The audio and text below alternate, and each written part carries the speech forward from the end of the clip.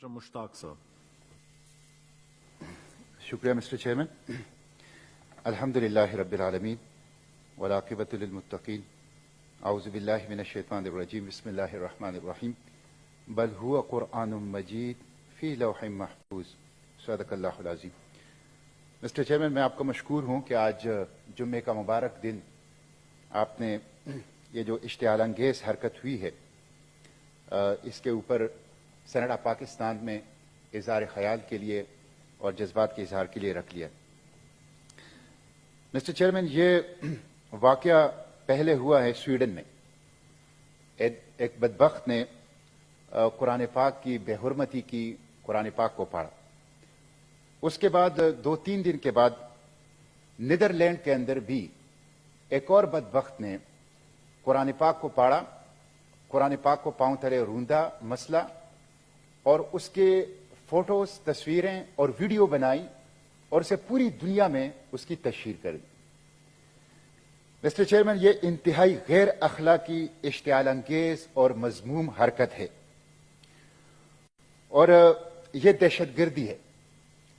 جو لوگ یہ حرکتیں کر رہے ہیں وہ دہشت گرد ہیں اور وہ دنیا کو تیسری جنگ عظیم کی طرف دھکیلنا چاہتے ہیں. یہ 1.5 ارب سے زائد مسلمانوں کے اوپر حملہ ہے، ایک ایکٹ آف وار ہے اور حقیقت میں ہر مسلمان کے خلاف یہ اعلان جنگ ہے.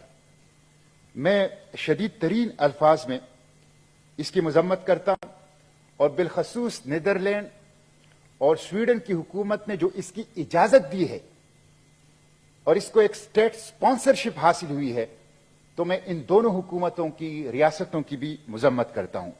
یہ شکست خوردگی ہے جب وہ دلیل کے مقابلے میں، نظریے کے مقابلے میں، لاجک کے مقابلے میں، نظام کے مقابلے میں شکست کھا چکے ہیں تو وہ اس طرح کے مذموم حرکتوں کے اوپر اتر آئے ہیں.